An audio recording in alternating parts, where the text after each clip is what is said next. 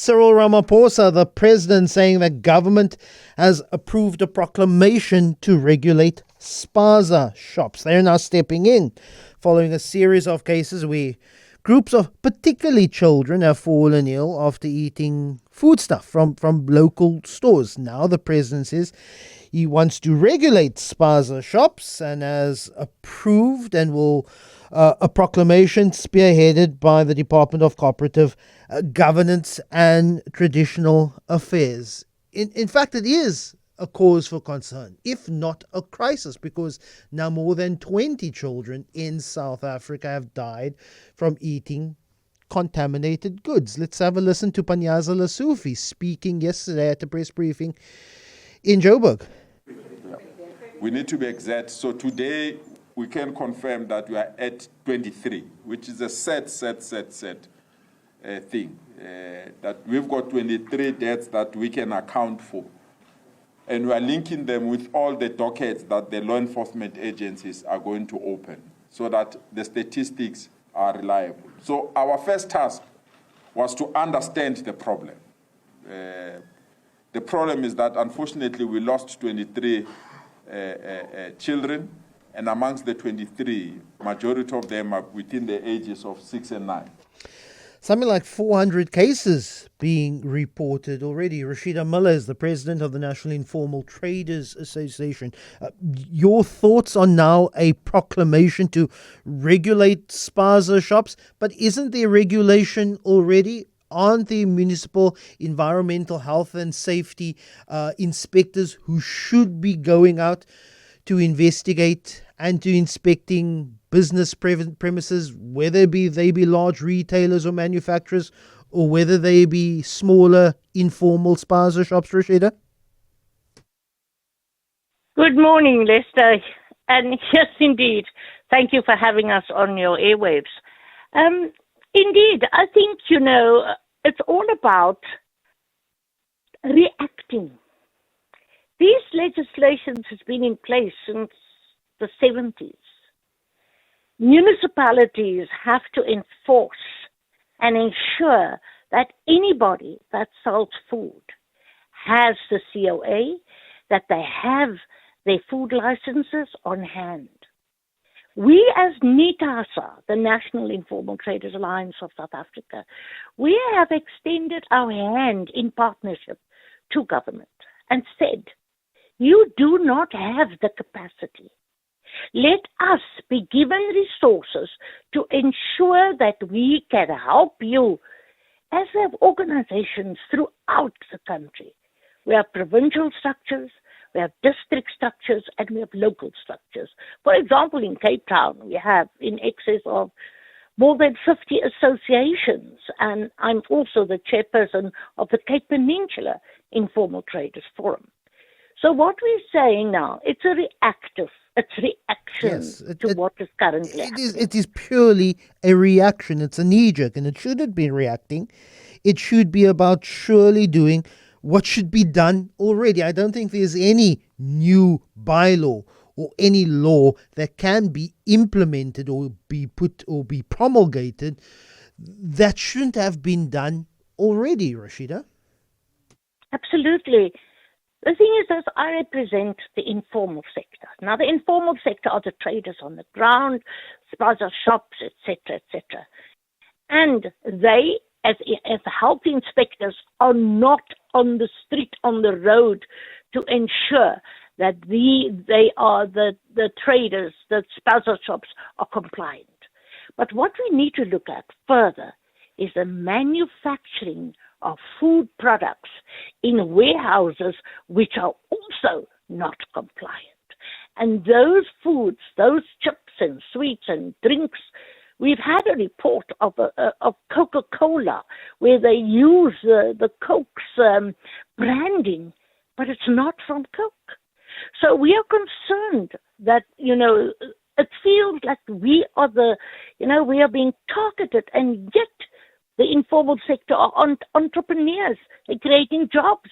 They are there to service the public, but not in this manner. This conversation, Rosheda, has taken an anti-migrant tone. It has taken a xenophobic tone. if there is any attempt to say, well, no foreign national can own a store, well, then that goes against a Supreme Court of Appeal ruling of, I think, late last year, where the Somali Traders Association went to court.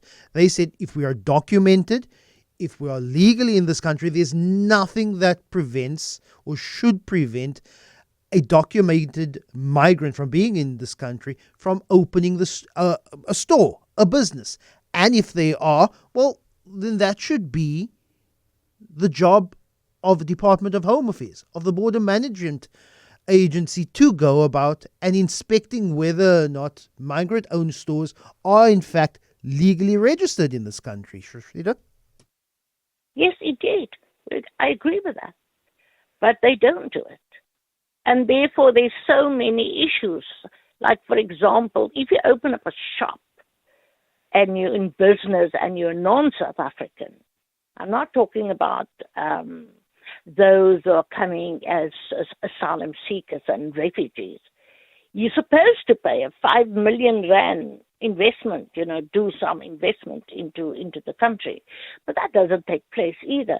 But yes, we have many non-South Africans that is in our markets, and it's important that they comply. But the government, the municipalities, the health inspectors are not doing their work. So the enforcement, the implementation of enforcement to check. We're not the police. We don't have to do that. And we are not everywhere where the spaza shops are. But that is the work of government. And I think they got the wake-up call now. So they're reacting. And it's a crisis currently in our country. We're very concerned. Yeah, I know you're not a food scientist. I appreciate that. But 23 children, specifically children, having been killed, dying over the last while after eating contaminated food. 400 cases reported around the country. Either we have a gross failure of any form of inspectorate, or my mind goes to some form of nefarious thought. I'm not asking you to make a judgment call on my statement now, Rosheda, but your thoughts. 23 children dying over the last, well, that is an horrific number. It seems like it's a number that is out of sorts, Rosheda. Absolutely. And I think that this tragedy has hit the country. It's everywhere now. And people are hopping and skipping from the side of government. Now COCTA, SALGA, Department of Health, Home Affairs will wake up calls. Why now? We have had for years and years, decades, we had the old gogos sitting at the schools selling their plies.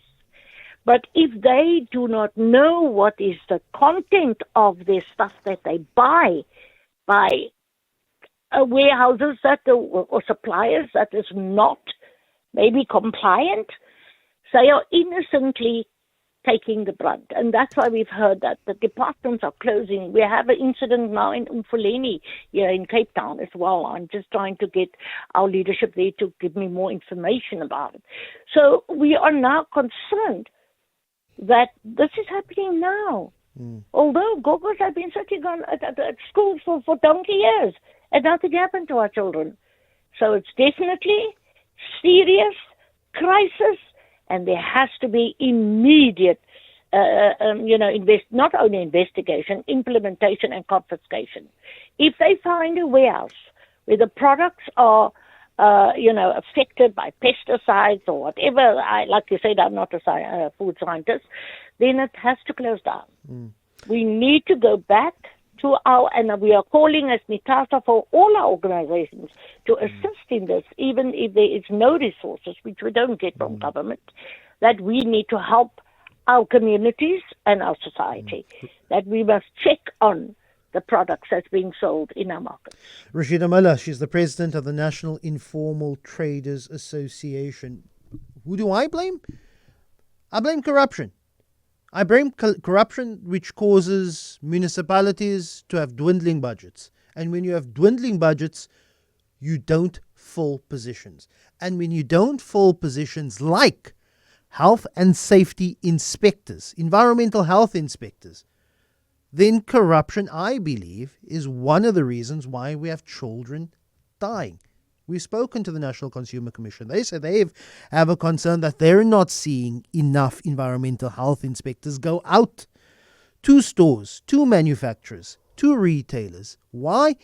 Because there simply aren't enough of them. And why isn't there enough of them? Because those positions have not been filled.